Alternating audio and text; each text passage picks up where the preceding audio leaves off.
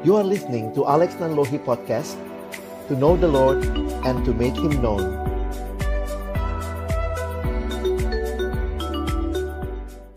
Halo, selamat sore Kak Eta. Selamat sore teman-teman semua.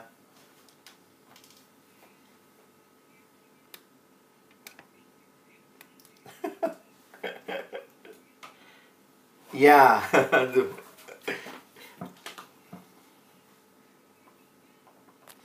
Iya, jadi saya pelayanan penuh waktu secara khusus di Lembaga Perkantas. Itu adalah Persekutuan Kristen Antar Universitas. Nah, kami ada pelayanan untuk adik-adik siswa, lalu ada untuk mahasiswa, dan juga untuk rekan-rekan alumni. Jadi, secara khusus yang saya lakukan adalah melayani baik ke sekolah, ke kampus, dan juga ke pelayanan-pelayanan alumni. Selain itu juga saya terlibat di gereja saya pelayanan di GPIB Kelapa Gading. Saya melayani juga di remaja atau di kami namanya Teruna ya. Mungkin itu. Paling enggak kita pernah jadi siswa ya. Nggak ada yang langsung gede ya.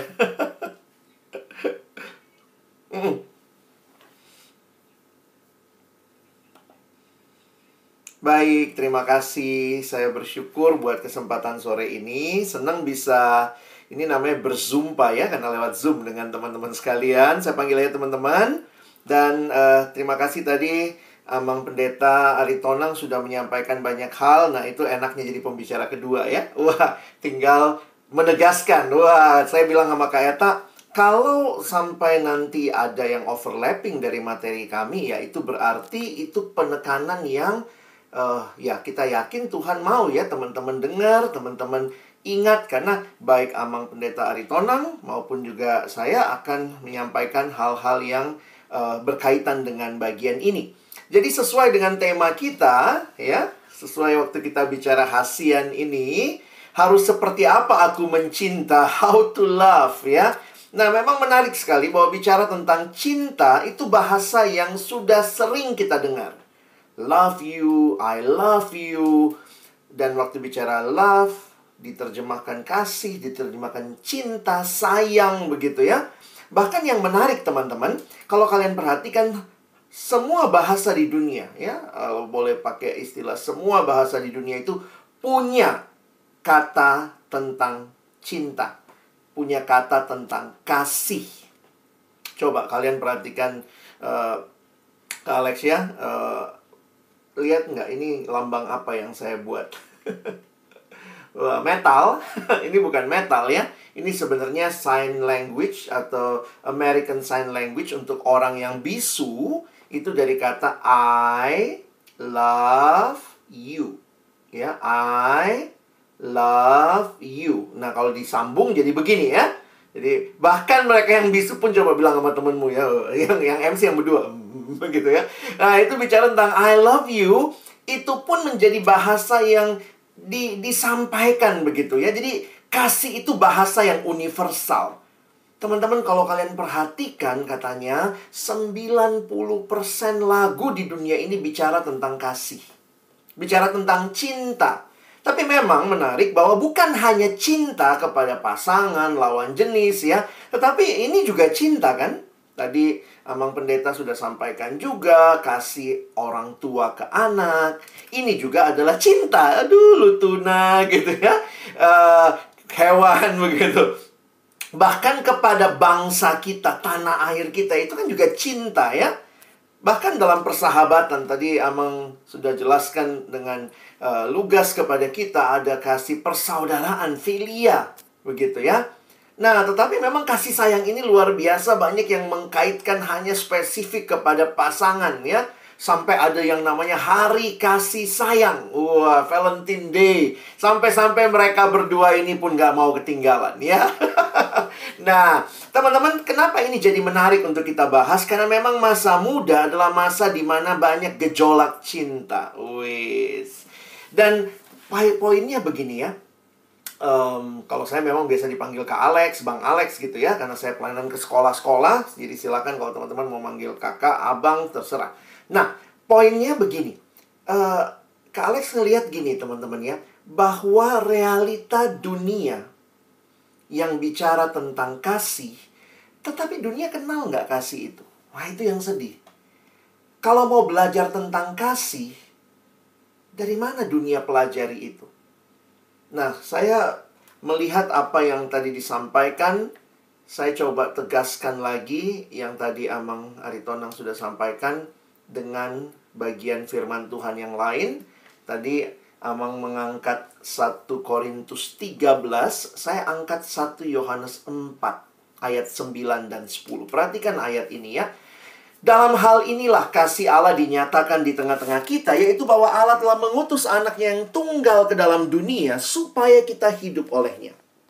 Inilah kasih itu, bukan kita yang telah mengasihi Allah, tetapi Allah yang telah mengasihi kita dan yang telah mengutus anaknya sebagai pendamaian bagi dosa-dosa kita.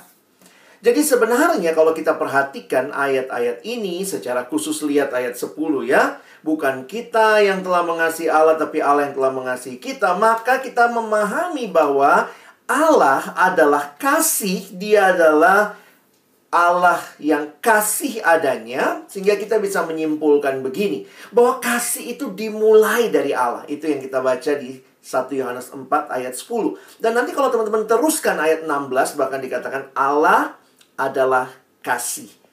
Allah adalah kasih. God is love. Nah, ini yang menarik. Kalau teman-teman dan saya mau belajar tentang kasih, bukan belajar dari drama Korea, bukan belajar dari lagu-lagu cinta, tapi pelajarilah dari Allah yang adalah kasih itu sendiri.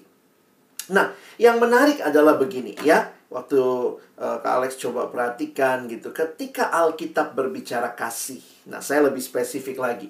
Secara khusus dalam tulisan-tulisan Rasul Yohanes, setiap kali menjelaskan tentang kasih, ya, kayak kalau kita baca tulisan Rasul Yohanes itu banyak ya, dia bicara tentang kasih. Tapi yang menarik begini, setiap kali dia bicara tentang kasih, dia tidak berusaha mendefinisikan kasih. Tetapi yang dilakukan oleh Rasul Yohanes, setiap kali berbicara kasih adalah dia menunjuk kepada sebuah perbuatan tindakan kasih. Yaitu apa?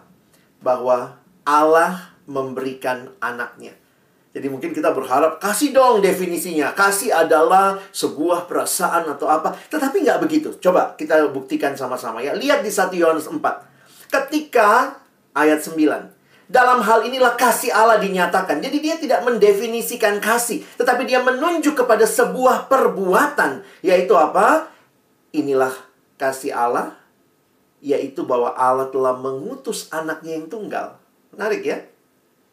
Dan ayat 10, inilah kasih itu. Harusnya kan titik 2. Wah, penjelasannya. Tapi lihat yang dia tulis. Bukan kita yang mengasihi Allah, tapi Allah yang telah mengasihi kita dan yang telah mengutus anaknya. Jadi setiap kali, hampir setiap kali dalam tulisan Rasul Yohanes, waktu berbicara kasih, dia tidak sedang mendefinisikan kasih, tetapi dia menunjuk kepada sebuah tindakan luar biasa, yaitu Allah memberikan anaknya. Masih ingat ayat terkenal kita? Yohanes 3. Wah, Yohanes 3 ayat 16. Coba perhatikan juga. Karena begitu besar kasih Allah akan dunia ini. Apakah ada definisi di belakangnya? Bukan definisi, tapi rujukan. Sehingga ia telah mengaruniakan anaknya yang tunggal. Dia mengaruniakan anaknya yang tunggal. That is love yang dinyatakan kepada kita. Karena itu saya mengutip kalimat dari pendeta almarhum Billy Graham. Dia mengatakan begini. Allah membuktikan kasihnya pada kayu salib. Ketika Kristus digantung berdarah dan mati, itulah saatnya Allah berkata kepada dunia, aku mencintaimu. Teman-teman, ini satu hal yang luar biasa. Kenapa ya? Setiap kali bicara seminar atau webinar seperti ini ya, LDS, Love, Dating, Sex. Pasti love-nya harus dibahas. Karena itu saya ingin menegaskan bahwa Alkitab berbicara kasih sebagai satu tindakan Allah. Karena itu saya setuju dengan kutipan berikut dari pendeta almarhum John Stott ya.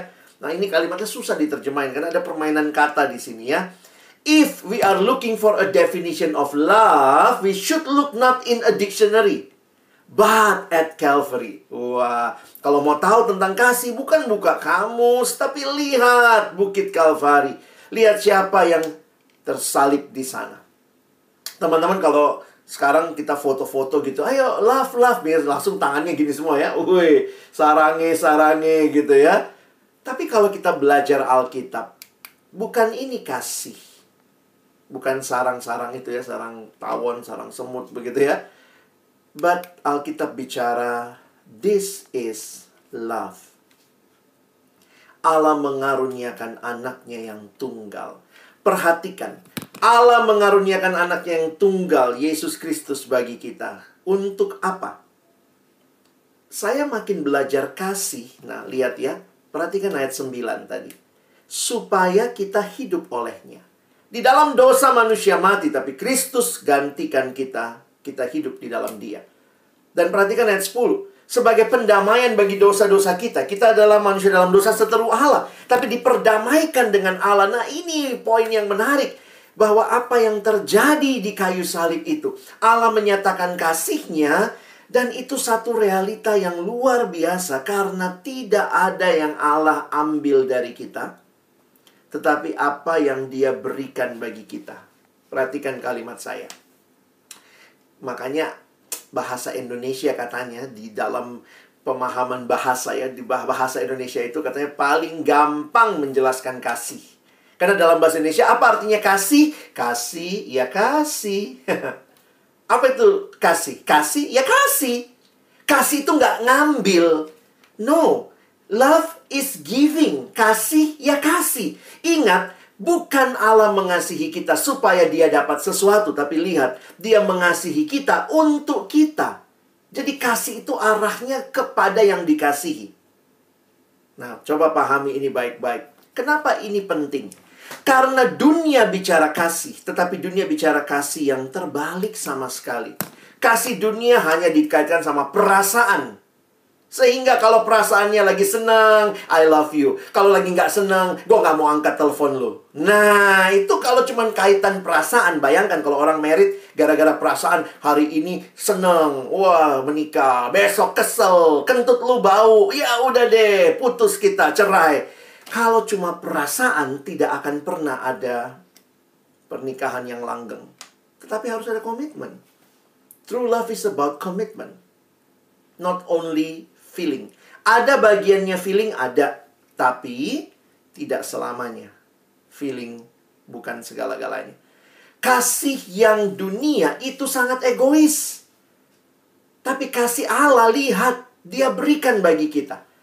Dan di sini saya tulis ya, mengambil untuk kepentingan sendiri, itu kasih dunia. Taking, taking, taking. Kalau kalian mengerti kasih, love is giving. Love is not taking, taking. If love is taking, taking, that is not love. That is rampoking, teman-teman.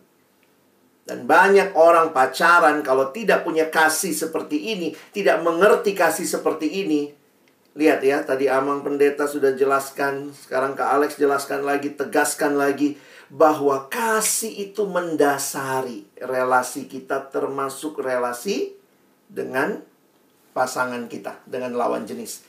Kasih memang dunia ini terbatas sekali, tetapi kasih Allah tidak terbatas. Nah, Tuhan panggil kita mengasihi dengan kasih Allah, termasuk untuk pasangan kita. Memang tidak ada dari kita yang sempurna mengasihi, tetapi bukan berarti kita tidak punya standar untuk mengasihi. Karena Allah telah mengaruniakan anaknya. If you want to learn about love, look on the cross at Calvary. Maka teman-teman, dari sinilah saya coba ambil beberapa aplikasinya ya. Bayangkan kalau orang tidak ngerti kasih seperti ini, lalu dia mulai pacaran, maka apa yang terjadi dalam pacaran? Saling merampok. I love you supaya saya dapat sesuatu. Lihat, Yesus love us not for himself but for us. Untuk kita, bukan untuk dirinya. Makanya satu waktu saya datang ke satu retret SMP ya. Unik juga, anak SMP itu ceweknya udah mulai puber ya. Badannya udah mulai kebentuk, mulai pakai kutang. Cowoknya kecil-kecil, anak SMP kelas 1 masih lari-lari ya, celana pendek gitu. Nah, dalam retret itu kemudian anak-anak ada yang datang biasa ketemu pembicara, mereka ngobrol di meja makan. Waktu saya ingat banget itu di Bandung ya waktu itu. Terus cowok-cowok itu bilang, "Kak Alex, kamarnya di mana?" Oh, saya bilang, "Oh, saya kamar pembicara." "Gede ya kamarnya?" "Iya, gede." "Kak Alex, boleh nggak kita main-main ke kamar nanti?" "Hah? Mau main ke kamar saya habis makan siang gitu ya?" "Ya, mau ngapain kalian?" Kami mau smackdown, Kak." Wah, ternyata mereka tuh mau smackdown karena kamar pembicara agak luas gitu ya. Jadi bener tuh. Saya bilang, "Udah datang aja ke kamar nanti." Pas jam 2 siang, habis makan siang jam 2, ada yang datang ke kamar saya. 3 anak cowok, 1 SMP. Wah, mereka bener masuk ke kamar, ngobrol-ngobrol. Terus ada yang mulai smackdown berdua begitu ya. Lalu kemudian ada satu anak yang ngobrol sama Kak Alex. Lalu dia bilang gini. Dia tanya ya, "Kak Alex, boleh nggak kita pacaran?" Wih, 1 SMP. "Boleh nggak kita pacaran?" Saya perhatiin dari atas sampai bawah gitu ya. Gila, celana lu aja nggak sampai bawah gitu ya. Terus kemudian saya tanya, ya, nah kita kan kalau membimbing remaja, sebaiknya jangan langsung bilang boleh nggak boleh ya. Ajar remaja berpikir. Maka saya tanya, apa tujuannya pacaran? Wih, anak itu dengan sangat lugas. "Kalau kita pacaran kan, Kak, itu menambah semangat belajar." Heh, kalau cuma sekadar menambah semangat belajar, tujuan itu yang kamu mau, solusinya bukan pacaran, ya minum cerebrofit. Itu menambah semangat belajar gitu ya. Jadi, disinilah kelihatan ya betapa terbatasnya kasih kita. Coba bayangkan, tadi Amang Pendeta udah kasih contoh juga. Coba bayangkan kalau anakmu, kamu punya anak ya. Lalu kemudian ada yang datang. "Amang, Inang, pinjam anaknya ya, saya pacarin ya." Ngapain? Supaya semangat belajar saya bertambah. Itu ngerampok saya supaya semangat saya bertambah. Jadi teman-teman, saya cuma mau ngasih tahu bahwa kalau cuma sekadar nambah semangat belajar, kenapa pacaran solusinya? Mendengar saya ngomong begitu, yang smackdown berhenti. Ikut diskusi, nimbrung. Dan kemudian waktu itu saya ingat langsung anak yang smackdown itu, satu anak terus dia nunjuk saya. "Dasar kakak nggak ngerti anak muda." Wih, saya bilang, "Coba deh kalau kamu, apa tujuannya pacaran?" "Kak, kalau kita pacaran kan, kita punya teman. Kita nggak mau kemana, mau ke mall, kita tinggal telepon, kita mau kemana. Jadi ya, kita kan nggak kesepian, ada teman." Saya bilang, "Hey, kalau cuma sekadar tidak kesepian, pelihara anjing. Kenapa mesti pacar gitu ya?" Jadi banyak juga orang ternyata pacaran jadi, maaf ya, kayak anjingnya pacarnya gitu ya. "Aku mau kesini dong, anterin," gitu ya. Jadi memang benar ya, kenapa akhirnya cintanya anak remaja, anak muda, seringkali kalau tidak dibingkai dengan benar, itu dibilang cinta monyet. Pernah lihat monyet? Nggak usah tunjuk temennya ya, pernah lihat monyet ya. Nah, monyet itu sukanya makan apa? Makan pisang atau kacang. Jadi sederhananya gini ya, mungkin kalau kamu lagi pegang pisang atau kacang, terus ada monyet di sekitarmu, wah, dia mungkin akan seneng tuh. Dia datengin kamu, kalau ada maunya aja monyetnya deket-deket gitu ya. Nah, begitu teman-teman kasih pisang, kasih kacang, apa yang monyet lakukan? Pergi dia. Itulah monyet ya. Mungkin kamu bilang, "Monyet, please stay with me. Have lunch together. Yuk makan siang bareng." Tapi begitu dia dapat yang dia mau, dia pergi. Kenapa Tuhan menyatakan dirinya adalah kasih? Kenapa Tuhan minta kita mengasihi seperti dirinya? Karena itulah standar kasih yang sebenarnya Tuhan mau. Ketika engkau mengasihi bukan pertama dan terutama untuk dirimu, tetapi bagi yang dikasihi. Love is giving. Kasih, ya kasih. Secara indah tadi, Amang Pendeta sudah membungkus ini dengan pengertiannya. Jangan cuma romantic love. "Oh, aku akan ambilkan kau bulan. Nanti kita pergi ke ujung bumi." Kalau hanya romantic love, tidak berkembang jadi realistic love. Nah, ini realistic love. Kasih yang memberi, kasih yang tetap ada waktu pasangan kita menderita. Makanya waktu janji pernikahan, apa janji pernikahan? Itu mesti masuk ke realistic love. Bukan cuma romantic love ya. Di altar pernikahan kan, yang laki-laki akan ngomong, "Aku akan mengasihimu dalam suka dan senang." Gitu. Enggak kan? Dalam suka dan duka. Wih, ngomong begitu nggak gampang teman-teman ya. Karena mau ngomong apa? Bagi kamu, bukan bagi aku. Aku akan menemanimu. Aku mengambilmu menjadi pasanganku. Makanya teman-teman, kita perlu bertumbuh dalam kasih. Itulah yang tadi diingatkan oleh Amang Pendeta buat kita ya. Bertumbuhlah. Jadi pusatnya bukan cuma sekadar romantik, nikmatin saja monolog ya saya ngomong, tapi dialog. Kita bicarakan mau seperti apa hubungan ke depan, bagaimana, dan ini semua jadi bagian penting. Kenapa? Kalau berpacaran secara Kristen tidak punya dasar kasih, nah itu yang terjadi. Ngerampok lah, grepe-grepe lah, anak orang digrepe gitu ya. Yang penting saya puas, bodo amat dia gitu ya. Asal yang sepenting saya puas, kan ya saya yang pingin sesuatu. Tetapi kalau saya mengerti kasih Allah, saya akan jaga pasangan saya. Nah itu tuh, ada pengendalian diri di situ, ada kekudusan di situ ya. Nah bagaimana berpacaran secara Kristen? Nah ini seringkali ditanya ya, tadi sudah beberapa hal dibukakan juga ya. Sebenarnya yang menarik di Alkitab ya, lihat Alkitab kita ada ayat seperti ini. Amsal 30 ayat 18 dan 19. Ada 3 hal yang mengherankan aku. Bahkan ada 4 hal yang tidak ku mengerti. Jalan Raja Wali di udara.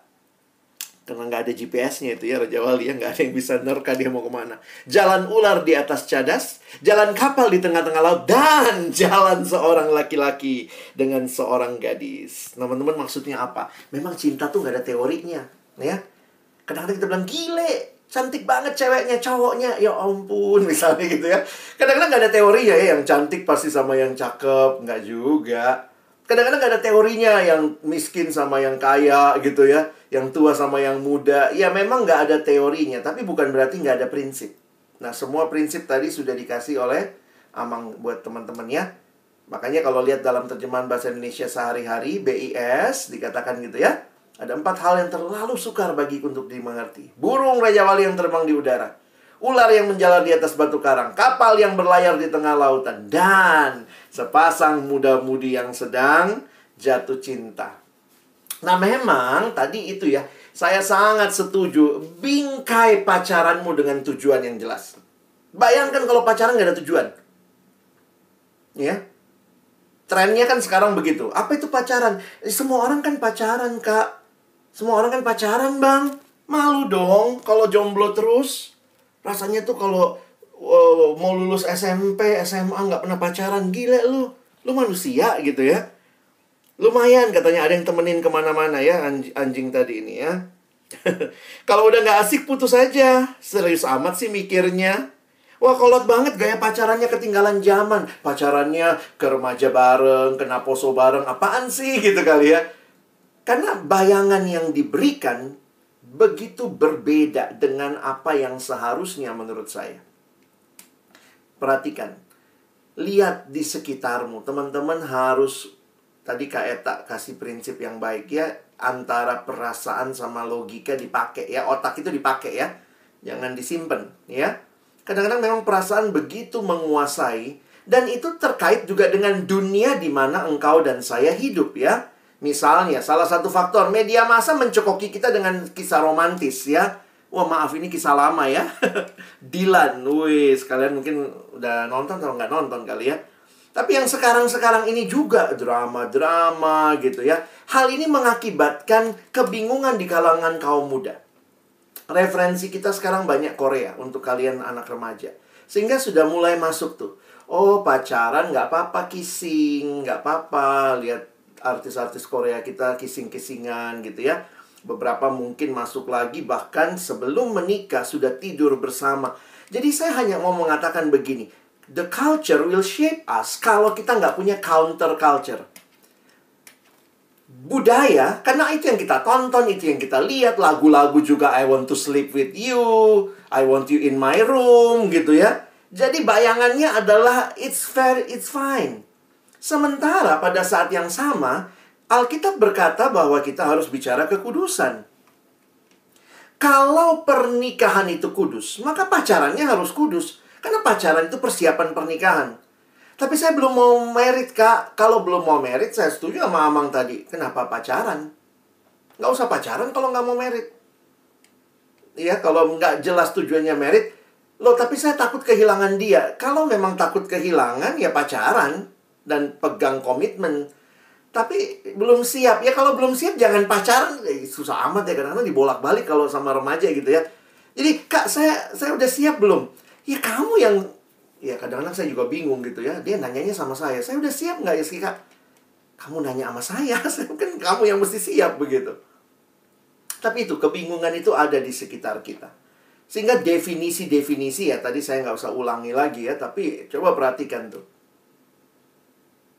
Pacaran itu satu langkah penting sebelum pernikahan. Jadi bukan cuma punya teman deket. Saya mau kasih tahu begini, teman-teman dengar kalimat Kak Alex ya. Ini penting sekali karena saya lihat banyak terjadi di sekitar teman-teman, anak muda. Bahwa deket-deket tapi bukan siapa-siapa. Kadang-kadang cuma HTS-an, TTM-an. Jadi sudah panggil sayang-sayang, tapi bukan pacar. Kenapa? Karena katanya kami nggak pacaran sih, Kak. Kita deket aja gitu. Terus saya tanya, komitmennya apa? Ya nggak ada komitmen sih. Jadi dia bukan pacarmu? Bukan. Tiba-tiba satu waktu anak remaja ini datang lagi nangis-nangis. Dia jadian, Kak. Lah, saya bilang, kenapa kamu nangis? Dia jadian, ya kami deket selama ini. Harusnya dia cerita ke saya dong. Saya tanya lagi, kamu ada komitmen nggak? Nggak ada sih. Dia pacarmu? Bukan. Ya kenapa kamu nangis-nangis? Tapi kami deket. Makanya saya punya prinsip begini ya. Kedekatan relasi pria dan wanita tanpa komitmen itu cenderung menyakitkan. Jangan biasakan. Saya ulangi. Kedekatan relasi pria-wanita tanpa komitmen itu cenderung menyakitkan. Memang saya setuju tadi ya, yang Amang katakan, perjelas ini hubungannya apa. Mau dibawa kemana hubungan ini. Kalau ada yang deketin gitu ya, mesti jelas ini apa. Pacaran, bukan pacaran, temenan. Jadi jangan sampai, karena itu memang cenderung menyakitkan teman-teman. Tiba-tiba dia jadian, yang satu nangis-nangis. Saya bilang, kenapa kamu nangis? Dia pacarmu? Bukan sih. Tapi kami deket. Nah kenapa? Banyak orang di generasi ini senang kedekatannya, senang feelingnya, nggak mau komitmennya. Nah itu yang saya perhatikan dari kecenderungan generasi ini. Jadi kadang-kadang bingung, kamu lagi PDKT, kalau PDKT kan ada targetnya ya, supaya jadian, supaya jadi pacaran. Kamu sedang PDKT atau cuma senang aja? Ada yang nanya pagi-pagi, apa kabar? Selamat pagi, makan apa sarapannya hari ini? Tadi makan sama siapa? Ditemenin nggak? Gitu-gitu ya. Nah itu banyak tuh yang seneng chatting-chattingan model begitu, tapi bukan siapa-siapa. Nah, Abang cuma mau ingatkan ya, kalau bukan siapa-siapa, kalau hanya teman, chattingnya juga ada batasnya. Jadi ingat ya, jangan menyusahkan diri sendiri. Jangan main-main api ya. Makanya harus belajar mendefinisikan ya. Jelas definisinya apa, supaya kamu tahu ini sudah di tahap mana. Saya punya ponakan dulu waktu masih TK. Ya anak TK ya ditanya, pacar lu mana? Kita kan suka bercanda ya, om-omnya, tantenya. Pacarmu yang mana, Dek? Di sekolah dia cewek ya. Semua cowok di kelasnya pacar dia. Dia sebutin. Si Kevin, si Mario, si ini, si Michael. Semua cowok di kelas itu pacarnya dia. Karena itu anak TK. Dia bahkan nggak bisa bedakan mana teman, mana sahabat, mana pacar gitu ya. Nah tapi kalau kamu sudah usia remaja, lalu kamu bilang semua orang itu pacarmu, nah kamu nggak beres gitu ya. Mesti punya definisi. Teman bisa dengan siapa aja. Lawan jenis boleh, sejenis juga boleh, namanya teman. Tapi sahabat, ternyata ada beberapa orang mengatakan sahabat tuh lebih spesifik, Kak. Lebih dekat, lebih soulmate lah ya. Karena kita bisa temenan sama semua orang, tapi mungkin kita nggak bisa sahabatan sama semua orang. Karena sahabat itu punya intens yang lebih dalam. Lalu kemudian sahabat masuk lagi ke pacar. Kalau pacar, bedanya sama sahabat apa? Ayo, bedanya apa? Sahabat sama pacar. Jelas dong, kalau pacar harus lawan jenis ya. Sahabat boleh sejenis. Dan ada komitmen. Mungkin ada yang punya komitmen persahabatan, tapi pacaran ada komitmen bahwa kamu pacarku, aku pacarmu, nggak boleh buka cabang di mana-mana. Jangan di sekolah, di tiap kelas dia punya pacar gitu ya, buka cabang, nggak bisa begitu. Nah, apa bedanya pacaran sama tunangan? Ada yang waktu saya tanya, apa bedanya pacaran sama tunangan? Lebih mahal, Kak, tunangan. Iya sih. Acaranya lebih mahal. Tapi sebenarnya tunangan itu sudah diketahui oleh kedua belah pihak, keluarga besar dan juga umum. Pacaran kadang-kadang hanya komitmen berdua, keluarganya pun cuman yang tahu papa mamamu sama papa mama dia. Tapi kalau udah tunangan kan berarti sudah ada keluarga besar ya, om tantenya tahu, keluarga besarnya tahu. Dan apa bedanya tunangan sama pernikahan? Pernikahan lebih mahal, Kak. Iya benar juga sih ya. Nah, tapi poinnya adalah tunangan, persiapan pernikahan. Nah, sebenarnya di dalam tunangan pun ada kemungkinan putus, bisa juga. Saya ketemu beberapa orang kasusnya begitu. Tapi pernikahan tidak boleh diceraikan. Nah, itu sebenarnya konsep-konsep yang kita bahas di dalam kekristenan. Sehingga kalau teman-teman perhatikan ya, itu model piramida kebalik. Berteman tuh banyak, sahabat makin dikit, pacar cuma satu. Jangan pacar juga banyak ya, malah kebalik. Pacar tuh piramidanya yang atas, enggak ya? Tunangan dan pernikahan satu. Jadi sebenarnya kita harus punya konsep mulai dari akhir. Mulai dari akhir. Apa tujuannya? Mau ngapain? Kalau cuman mau deket dan bisa kenal, sahabatan. Kenapa mesti dipacarin? Tapi saya takut kan nanti dia diambil orang. Ya sudah, berarti kamu siap pacaran. Tapi kadang-kadang juga nggak siap juga sih, Kak. Nah, kamu maunya apa? Anak remaja kadang gitu ya. Dia bahkan nggak tahu dia maunya apa, tapi pengen deket gitu. Ya, nah karena itu abang selalu ingatkan, coba mari bertumbuh dalam kasih. Bingkailah perasaanmu di dalam komitmen-komitmen yang jelas. Kenapa ini perlu dipikirin serius? Karena ini tadi ya, ini berdampak sama dirimu, teman-teman. Ini bukan cuma sekedar biasa aja, berdampak juga terhadap persekutuan.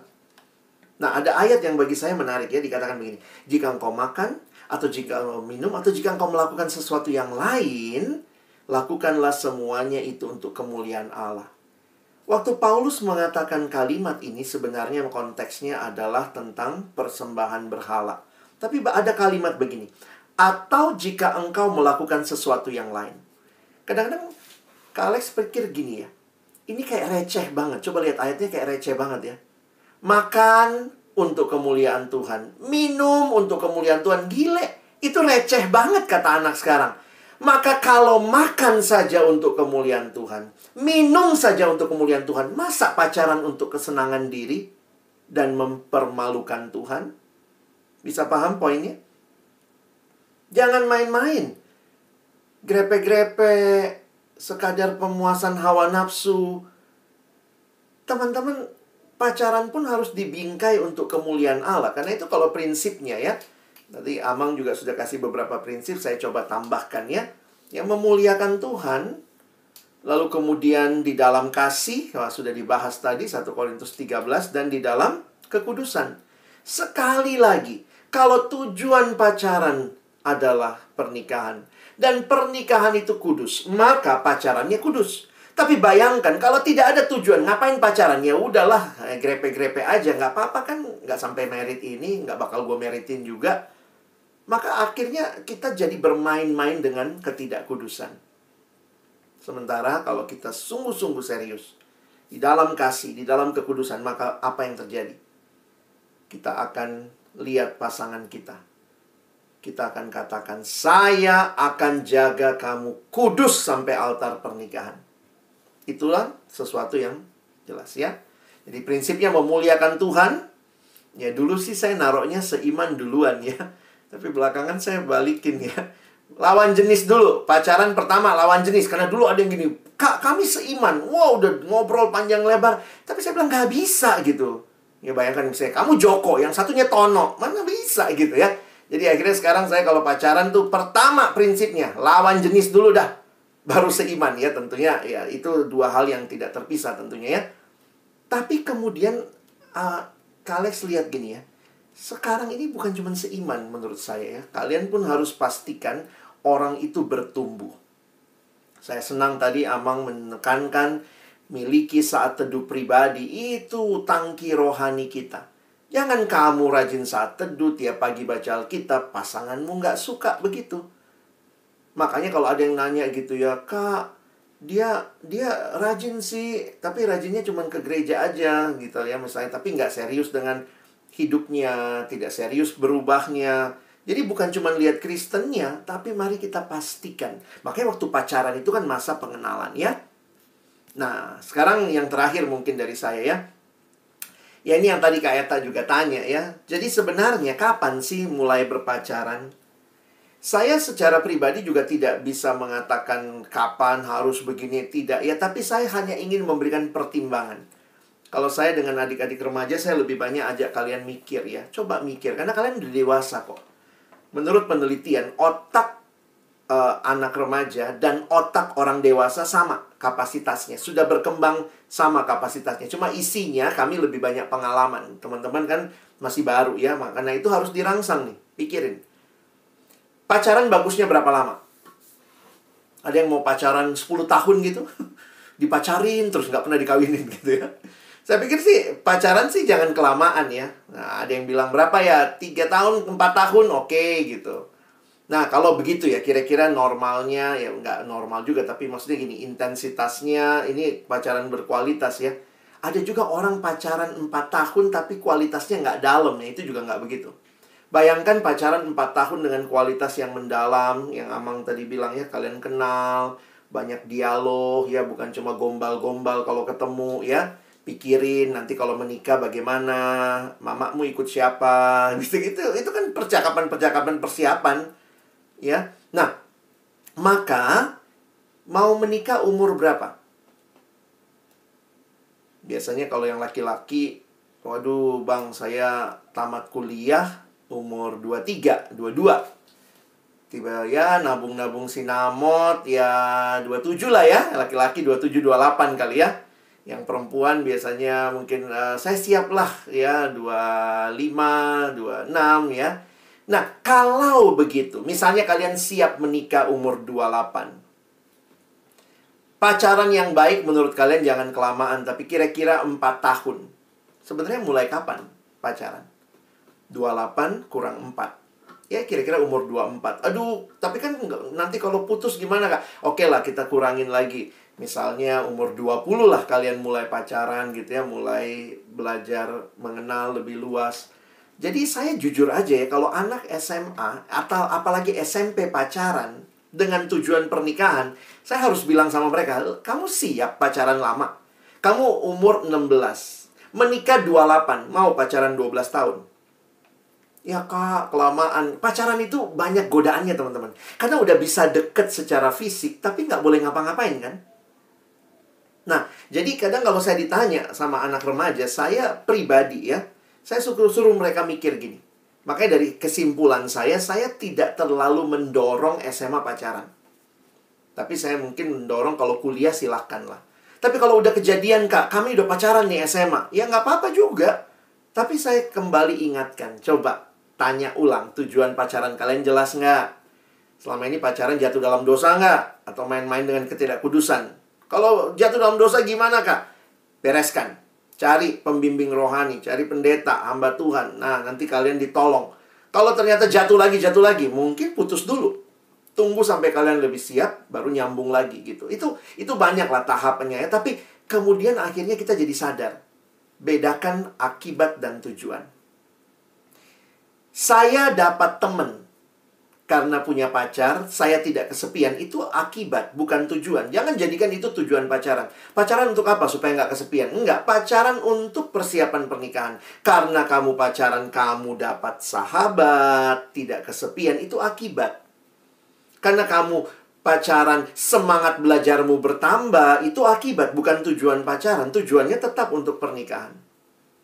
Dan sudahkah kamu siap jadi pasangan yang sepadan? Nah, mungkin itu dulu yang saya sampaikan. Nah, kiranya pembahasan ini menolong teman-teman lebih clear lagi setelah tadi dengar Amang, dengar Kak Alex gitu ya. Kalian akan bisa semakin baik lagi untuk menyiapkan diri masuk dalam berpacaran. Ya, terima kasih. Saya kembalikan pada Kak Eta. Ya, terima kasih Kak Alex buat penjelasannya yang makin ini kali ya buat kita remaja, aplikatif banget ya. Tadi aku dengar sekilas sebagai pembuka pertanyaan sekaligus tentang HTS ya, hubungan tanpa status. Ini ada yang nanya nih Kak Alex, fenomena atau tren ghosting. Iya ya. Gimana tuh Kak Alex? Saya lihatnya sih sebenarnya dasarnya sama ya. Tidak mau ambil komitmen, tidak berani bertanggung jawab. Nah, paling gampang kan ghosting. Nah, saya cuman bayangkan aja, anak remaja di ghosting, ya nggak tahu juga ya. Beberapa orang bahkan bangga juga gitu di statusin ya, dia di ghosting gitu, kesannya kayak. Tapi poinnya adalah, saya lihat itu adalah relasi-relasi yang tidak siap bertanggung jawab. Jadi, itu yang tadi Amang Pendeta juga katakan, teman-teman tidak bertumbuh. Hanya romantic love. Romantic love begitu ketemu yang dia nggak suka, ya udah, tinggalin aja. Apalagi kalau nggak ada komitmen. Jadi di ghosting itu bagi saya begini, kalau ada yang bilang, Kak, saya di ghosting, saya tanya dulu, komitmennya apa? Tapi kami deket. Nggak, tapi kan bukan pacar. Ya bukan sih, Kak. Ya jangan bilang di ghosting, kamu sendiri juga tidak menegaskan kamu maunya apa gitu. Ya benar. Masalah berarti sebenarnya yang dasarnya tentang komitmen ya Kak Alex ya. Ada komitmen atau enggak yang kayak gitu ya. Ya, katanya ini generasi yang susah ngambil komitmen. Bukan cuma di pacaran, di pelayanan juga susah nyari pengurus gitu ya. Tapi saya pikir tetap saya yakin kok anak-anak remaja itu punya kapasitas bertanggung jawab. Jadi jangan kalian ikutin arus semua, kayaknya nggak mau komitmen, nggak mau apa. Ya udah kita deket aja, friend with benefit gitu ya. Aduh, saya kadang-kadang pikir sedih banget kalau hidup kayak gitu ya. Iya. Nih aku mau buka sesi tanya jawab nih. Siapa yang mau nanya atau mungkin secara langsung ada yang mau tanya? Bisa raise hand. Oke, sambil mungkin ada yang lagi persiapkan pertanyaan gitu. Ini bisa buat Kak Alex juga atau untuk Amang Pendeta Puji Aritonang gitu ya. Kalau ada yang mau tanya, untuk dua-duanya bahkan mungkin boleh dibuka sesi tanya jawabnya. Nih Kak Alex, tadi kalau berhubungan juga sih sama yang tadi masalah HTS, terus ghosting, itu kan tadi masalah komitmen ya. Nah ini ada yang lucu lagi nih pertanyaan. Tapi kayaknya ada juga yang kayak gini gitu. Mereka berkomitmen gitu, tapi nggak mau pacaran, tapi kan komitmen katanya. Itu gimana sih Kak Alex? Apa itu sebenarnya mereka udah pacaran, tapi komitmen? Gimana? Aku juga bingung jadinya. Iya, enggak ini ya. Ini masalahnya ini kayak tak ya. Ini masalahnya memanage perasaan. Dan memang realitanya perasaan ini harus teman-teman bingkai dengan baik ya. Ini yang saya bilang tadi. Kalau kita masuk dalam kedekatan, banyak yang cuman seneng feel-nya. Ini generasi yang katanya kesepian. Jadi perhatian. Nah, kadang-kadang komitmennya cuman gini. Ini, sorry ya, buka kartu, ada orang yang bilang begini. Kami komitmennya, Kak, kalau dia belum jadian, gue belum jadian, pokoknya kami komitmennya bareng. Nah, itu komitmen juga mereka anggap. Iya. Nah, kenapa? Karena senang perasaannya. Jadi ada yang perhatiin, ada yang ini. Nah, tetapi ini yang dengar kalimat saya sekali lagi ya. Kedekatan relasi pria wanita tanpa komitmen yang jelas itu cenderung menyakitkan. Nah, begitu. Karena begitu yang salah satu jadian, yang satu dekat sama yang lain, kita tuh nggak mungkin tidak lah. Perasaan itu dibangun dari kedekatan. Baik komunikasi, emosi. Jadi beberapa kali yang misalnya ada anak yang waktu dia bilang, Kak, saya nggak bisa banget nih lupain dia, tapi gimana? Saya bilang, ya maaf kalau sudah sampai kayak begini, mengganggu hidup kamu, blokir nomornya. Nggak apa-apa juga. Daripada kita terus-menerus lihat story dia, padahal dia udah sama orang lain, lihat status dia, kita nggak move on, dia ngeghostingin, tapi kemudian kita jadi kayak, kamu nggak bisa tidur, dia tidur nyenyak, kan bodoh ya. Ya benar. Itu main-main dengan perasaan. Sebenarnya di Alkitab tuh ada beberapa bagian yang saya pikir itu perasaan itu sudah jatuh dalam dosa, jangan dinikmati yang tidak tepat begitu. Iya benar. Setuju ya teman-teman. Komitmennya komitmen seperti apa juga. Iya, bicarain. Makin banyak nih kayaknya macam-macamnya nih Kak Alex. Nah, ini pertanyaan selanjutnya nih untuk Amang Pendeta Puji Aritonang dan juga Kak Alex Nanlohi. Ini mungkin dia ini yang nanya pengurus juga kali ya, pengurus remaja atau naposo gitu. Kan dia tanya, kan baiknya punya cowok yang bertumbuh. Gimana sih caranya mendorong supaya ada banyak anak cowok yang bertumbuh, mau bertanggung jawab, mau melayani, bahkan mau jadi pengurus. Dan kemudian apakah yang dicari itu calon partner, apa sih yang mesti dicari dalam calon partner kita kayak gitu. Terus apa yang mesti ada di kita sebelum komit sama orang lain? Ada 2 pertanyaannya. Mungkin Amang dulu, Amang Aritonang. Silakan Amang. Kayaknya banyak ini, Kak Alex ini. Iya. Iya, benar-benar. Iya, Amang. Iya, ini saya juga mengambil dari Kak Alex juga bilang, pertama itu kan kita harus lihat kasih dari Tuhan ya. Love katanya. Jadi memang harus bertumbuhnya di situ. Jadi kalau ada satu wadah, pacaran kan berelasi. Jadi kalau satu wadah di gereja itu merupakan satu wadah yang baik. Ya, sana kalian bisa mengenal kualitas teman kalian siapa. Nggak mungkin lah yang jelek dibawa ke gereja. Jadi persekutuan di gereja itu adalah satu komunitas kasih, gitu ya. Komunitas kasih Allah. Terus kita bergabung ke dalamnya. Nah, di dalam persekutuan itu kembali ke relasi dan kita akan berelasi dengan orang-orang. Di dalam relasi itu tentu kalian bisa lihat dong bagaimana teman kalian yang bertumbuh. Tapi kembali lagi tadi, kita mau bertumbuh bersama. Jadi ada komitmen, tadi berulang kali saya dengar Kak Alex tentang komitmen. Komitmen itu apa? Cinta itu datangnya dari Allah. Itu yang pertama dulu. Saya nggak melarang, karena ada banyak kasus banyak di gereja justru mereka komitmen dalam pelayanan, mereka semakin dalam menemukan kasih Allah di situ, dan di situ ketemu jodoh. Tapi ada juga nih Kak Alex, beberapa kasus juga. Karena mereka nggak punya komitmen, artinya dia masuk dalam satu komunitas kasih, ya, pelayanan itu. Jadi dia duluan kasih kepada seseorang, baru dia masuk ke ini, baru masuk ke persekutuannya. Akhirnya ketika putus, dia nggak pernah mau datang lagi ke gereja. Nah itu Mbak.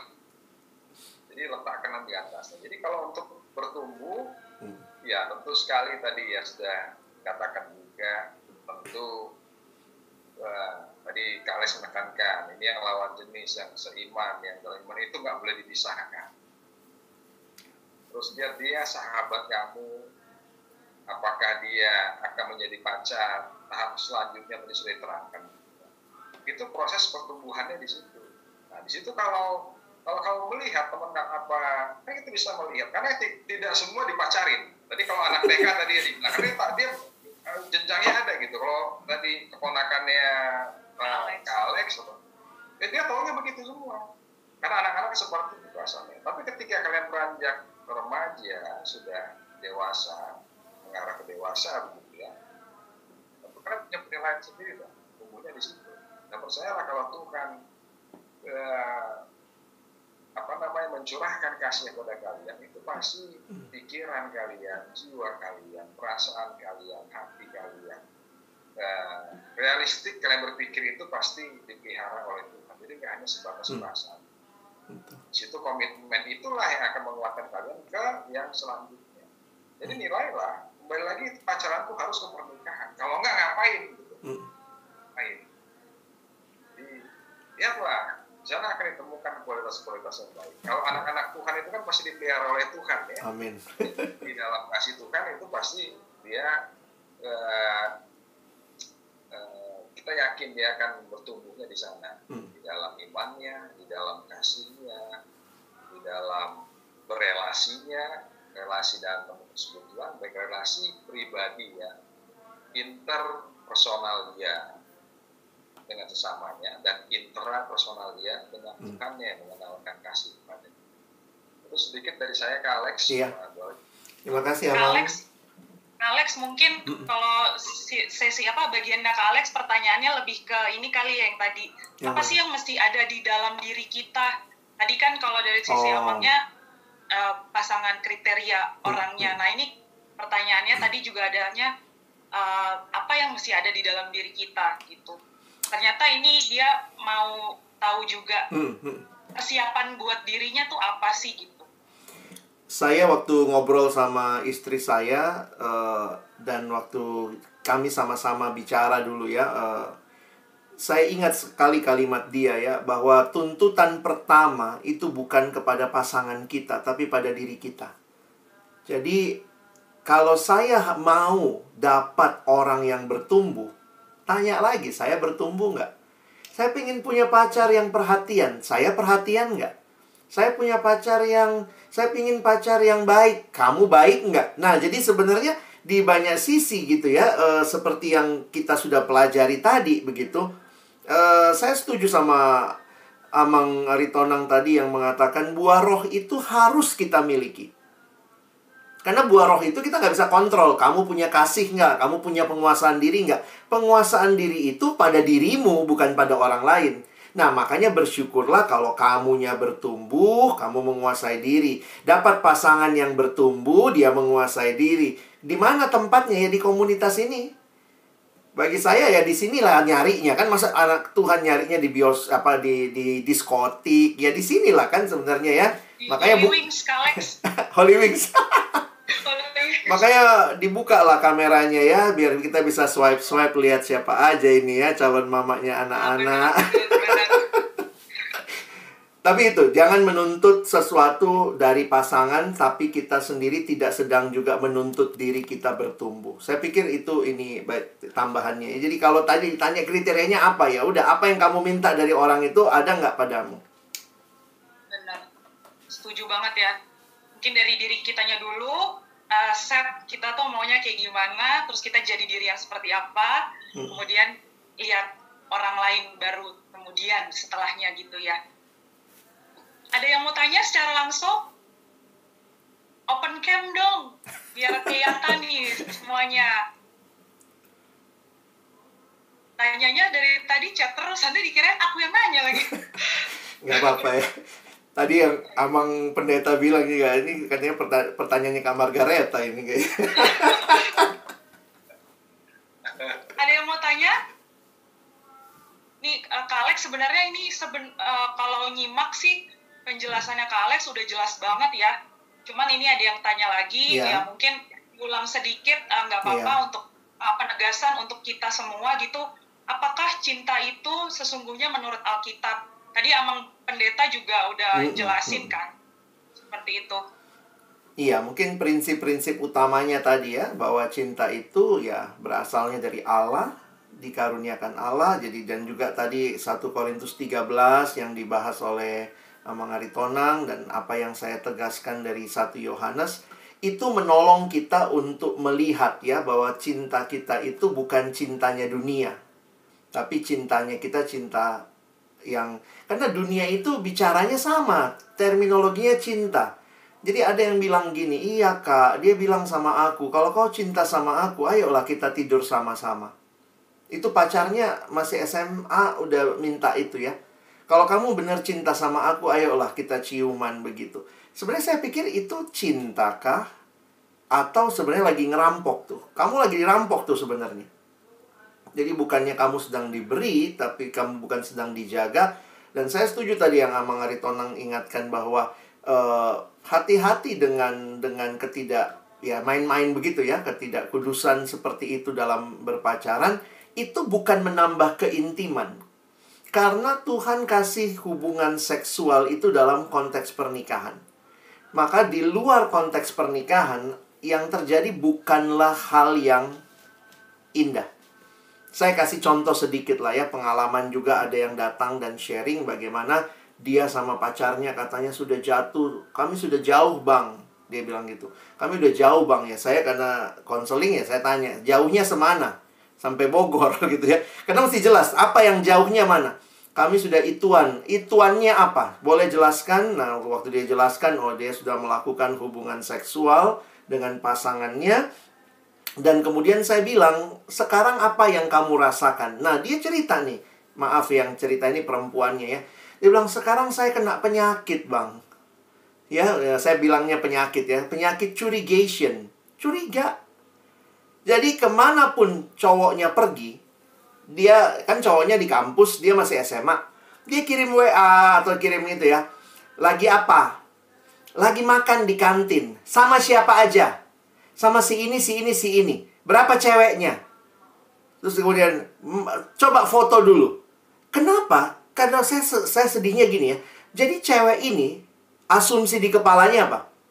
Kalau dia pernah lakukan sama saya, dia juga bisa lakukan sama orang lain. Jadi ternyata hubungan seksual sebelum pernikahan, dan walaupun ada komitmen pacaran, aku cuman pacarmu, tetapi itu dalam banyak penelitian dan konseling, itu mengakibatkan justru kekhawatiran. Jadi jangan berpikir gini, kalau aku mengasihinya, maka aku tidur sama dia, dia pasti nggak akan kemana-mana lagi. Sesudah kamu lakukan itu, justru perasaannya itu tidak karuan. Jadi jangan main-main ya. Tuhan sudah kasih ada konteksnya. Ya udahlah, jangan buka kado sebelum ulang tahun ya. Itu bagian yang harus dibuka pas ulang tahun nanti, kira-kira begitulah. Benar-benar.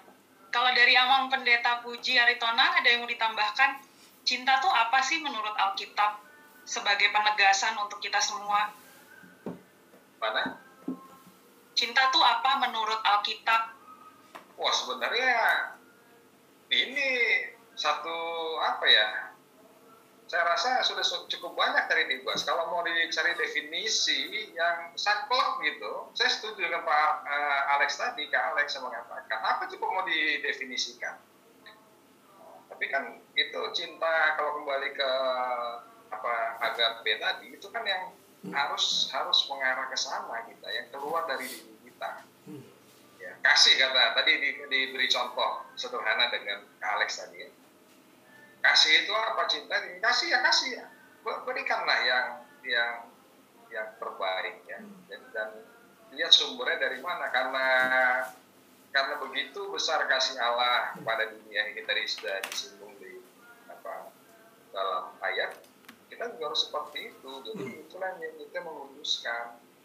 Jadi bukan untuk menyakiti. Cinta itu tidak untuk menyakiti. Cinta itu untuk dirayakan dengan penuh kasih. Dalam cinta kita merayakan kasih Tuhan kepada kita. Jadi bukan perayaan saya dengan dia. Gitu. Kadang-kadang kalau ada kalau ultah pacaran apa namanya? Anniversary ya, Mang. Anniversary pacaran kan begitu. Itu dirayakan mereka berdua. Itu sebenarnya masih menurut saya kurang pas itu ya, Kak Alex. Iya. Itu merayakan kasih Tuhan. Kasih Tuhan, betul. Kasih Tuhan ini harus dijaga terus sampai ke pernikahan gitu. Iya. Benar. Jadi cinta itu cukup dalam sekali. God is love tadi dibilang sama Kak Alex ya. Itu dasarnya dari sana. Dan kita merayakan kasih Allah. Jadi kalau orang memahami cinta dalam frame itu, dia nggak akan macam-macam karena Tuhan ada di sana. Iya. Ya kan? Ya. Saya pernah ngomong sama dua sejoli, mungkin yang tadi. Ini Kak Alex hampir smackdown juga. Nah, dia bilang ini, loh kamu berdua di sini kan cuma kita berdua yang di sini. Aman katanya. Siapa bilang berdua? Paling bertiga kata dia. Siapa ya? Kalau kami tergoda ada si jahat, ada si polis katanya. Loh kalau cuma kalian bertiga, Tuhan di mana? Saya bilang. Gunakan hati-hati, gunakan tanganmu, hati-hati gunakan mata, sebab Bapa di sorga selalu melihat ke bawah. Jadi jangan dipikir kata dunia ini milik kita berdua dan apa. Enggak, tidak hanya setan yang ada di sana begitu. Tuhan karena sumbernya dari Dia. Jadi kalaupun kejatuhan manusia yang di Taman Eden sehingga seks segala sesuatunya cinta itu kan Tuhan tidak pernah menciptakan setan, bahkan tak bebas itu ya. Lucifer juga seperti itu, dia diciptakan supaya melakukan baik, bukan jadi setan. Nah, jadi munculnya itu apa dari Kak Alex sudah tadi tegas mengatakan itu keinginan dari diri kita gitu ya. Yang bukan sebab yang lain kan. Nah, itu yang perlu dijaga. Jaga hati. Jadi ya cinta itu kembali lagi mengingatkan kita merayakan kasih Tuhan dalam hidup. Oke, Ya. makasih ya Om. Tadi aku lihat ada yang resen, Stephanie Valentin. Ada yang mau ditanya? Oh iya, terima kasih Keta. Boleh aku nanya Amang Pendeta dan Kak Alex? Silakan. Perkenalkan, saya Stephanie Sihaan. Secara umur aku ya sudah cukup dewasa, cuman ikut ini ya menarik sih mendapatkan tema tentang hasian seputar hubungan pacaran di dalam Kristen. Nah, aku sendiri emang kalau boleh tahu Kristen itu apakah mengenal pacaran gitu. Kalau yang ku pahamin, apakah cuma kita hanya berteman seperti yang tadi bilang, kita berteman, kenalin dulu calon kita atau pacar kita atau akan gebetan kita gitu.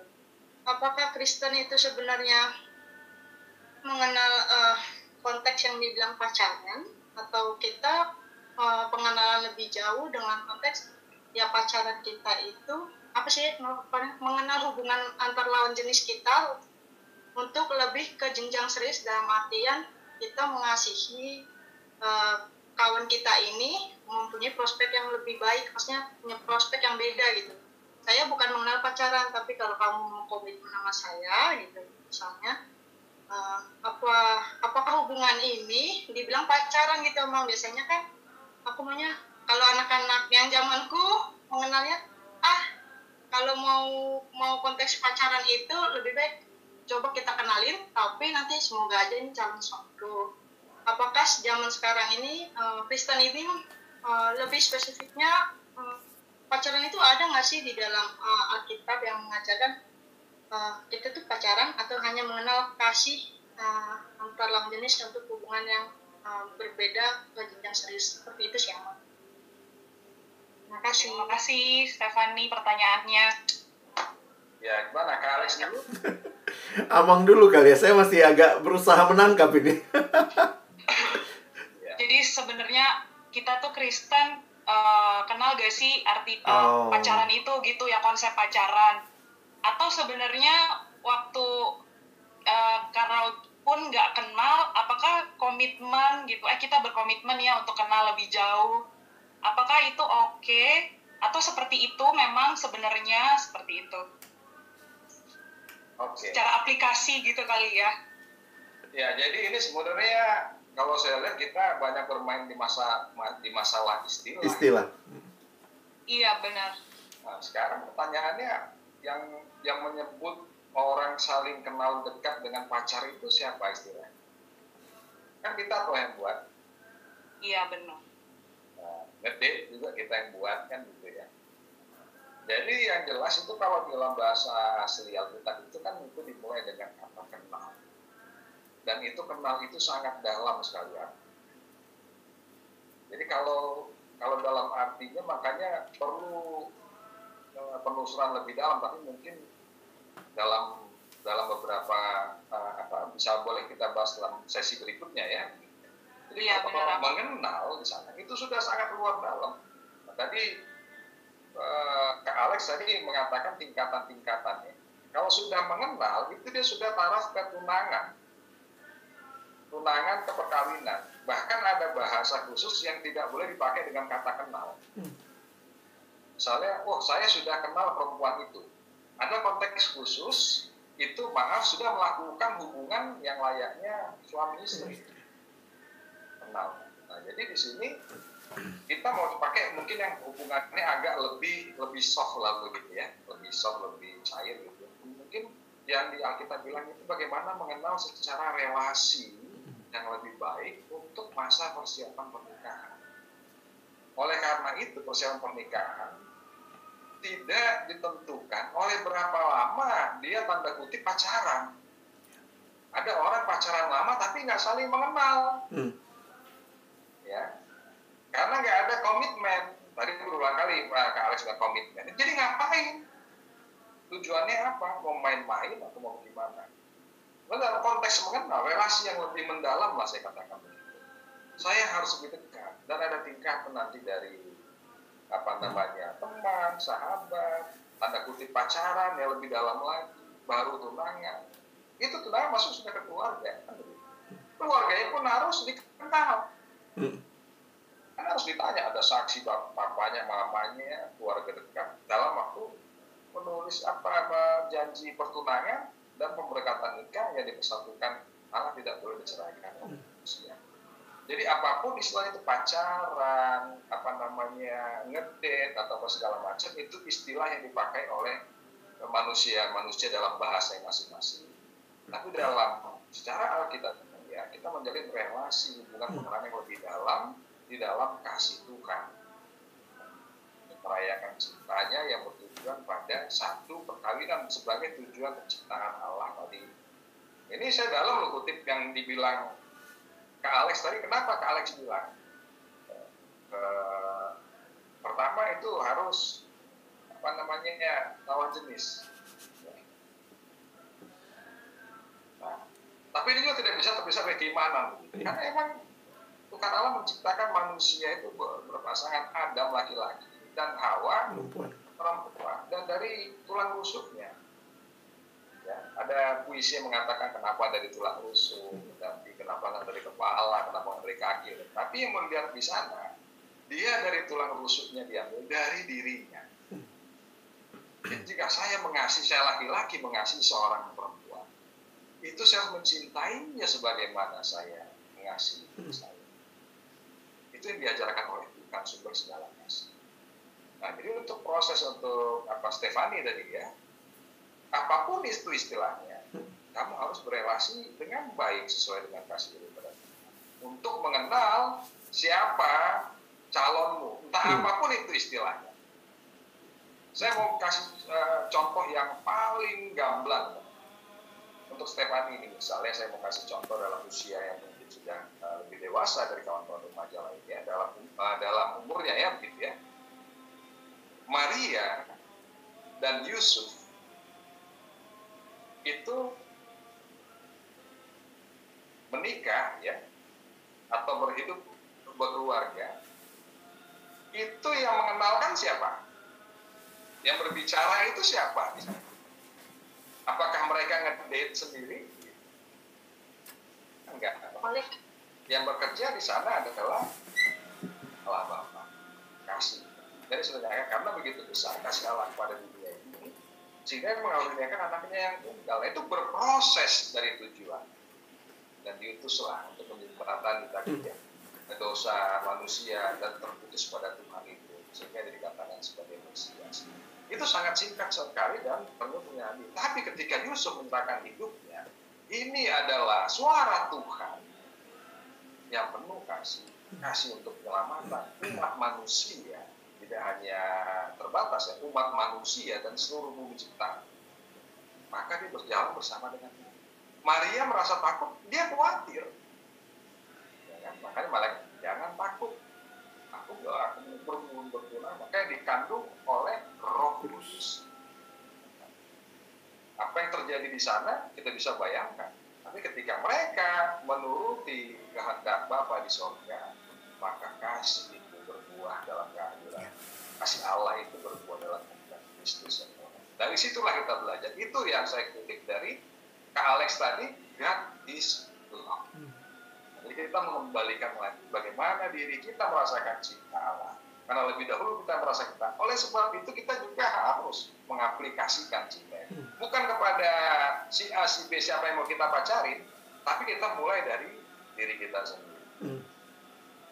Untuk Stefani tetap aja semangat begitu Stefani ya. Apapun istilahnya, kamu jangan terjebak di istilah. Iya, jangan terjebak di istilah. Ada komitmen mau jadi apa gitu. Ada yang 3 hari loh. Ada gitu. Apa tantangan sekarang? Kadang-kadang saya sering lucu juga nih Kak Alex. Ya, tantangan orang pacaran sudah ada yang secara virtual. Iya betul, ngomong. Secara virtual. Nanti kita pakai VR lagi nanti. Ya kacamata virtual apa ya? Itu bisa kelihatan. Nanti ada hologram lagi gimana? Itu orangnya bisa tampil secara nyata depan kita. Tapi kayak ini bisa menggoyangkan apa semua kehidupan orang. Tapi kita pegang, itu firman Tuhan tidak pernah berubah dan kasih itu tidak pernah berubah. Itu dasar kekuatan kita, maka kita berkomunikasinya, kita yakin dan percaya yang terbaik diberikan Tuhan. Semoga Stefani cepat dapat jodoh ya. Amin. Jangan dipaksa Stefani ya. Karena yang tadi dari tulang rusuk kan. Iya. Kalau nggak cocok bisa dong. Wah ini kayak bulan jangan dipaksa-paksa. Dia berproses. Ya. Berproses dengan waktu, pengenalan makin dekat, dan jangan terjebak dalam romantic love lagi. Ya. Penjelasan Amang Puji jelas banget ya Stefani. Jelas Ini sekali. Oke. Mungkin itu dari penjelasan Amang Puji aja kali ya. Ini ada pertanyaan terakhir nih untuk Kak Alex. Secara khusus ya. Biar ini pertanyaan terakhir. Gimana sih caranya kalau udah terjebak dengan pacaran dengan beda agama gitu? Cara melepasnya.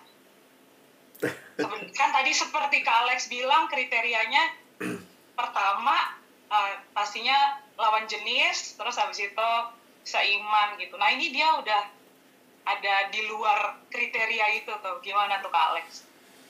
Iya, saya harus ingatkan buat teman-teman ya, kalau memang tujuan akhirnya pernikahan, dan tentunya pernikahan itu kita akan bangun dengan orang yang dalam Tuhan, sama-sama mengasihi Tuhan, begitu. Maka menurut saya ya, ini cuma masalah kapan putusnya ya. Putus sekarang atau putus nanti. Kecuali kalian mau tidak taat. Ya udahlah, ikutin aja. Atau bahkan ada yang sok gini ya. Saya bilangnya agak sok gitu. Nanti saya bawa dia ikut saya. Bagus kalau begitu akhirnya. Kalau nanti kamu yang ikut dia gitu. Jadi memang realitanya jangan mempermainkan soal hal itu ya. Dengan semua cerita-cerita yang kita buat nanti saya bawa dia ikut saya dan seterusnya. Pastikan dulu dia ikut Yesus. Kalau dia cuma ikut kamu, nanti ya begitu kamu misalnya dia lagi kecewa, dia bisa balik lagi kepada apa yang dia percayai. Nah, jadi buat teman-teman yang seperti itu, saya cuma mau ingatkan, mari kita ambil langkah ketaatan. Kalau dibilang sakit, namanya relasi pasti ada sakitnya. Nggak mungkin mau putus nggak sakit, nggak ada itu ya. Bener ya Amang ya? Nggak ada tuh putus nggak sakit, namanya udah berelasi kan? Udah dalam begitu ya, dalam arti. Nah, makanya poin saya begini. Kalau ada pohon ditanam, kalau kita tanam pohon, lalu kemudian pohonnya makin besar, akarnya makin dalam. Ketika kita cabut pohon itu, makin banyak tanah yang terkuak.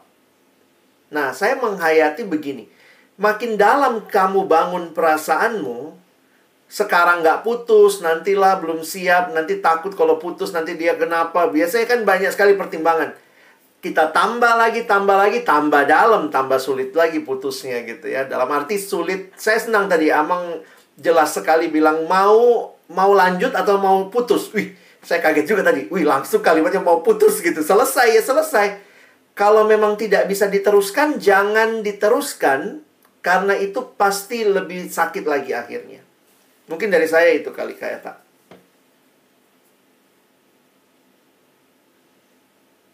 Ada tambahan, Amang, untuk pertanyaan terakhir ini? Ya, saya rasa cukup. Jelas yang disampaikan Kak Alex. Ya, terima kasih untuk Amang Puji Aritonang dan juga Kak Alex Nanlohi untuk penjelasannya. Kita senang banget disegarkan, diingatkan, dan juga ada pengetahuan baru tentunya ya teman-teman.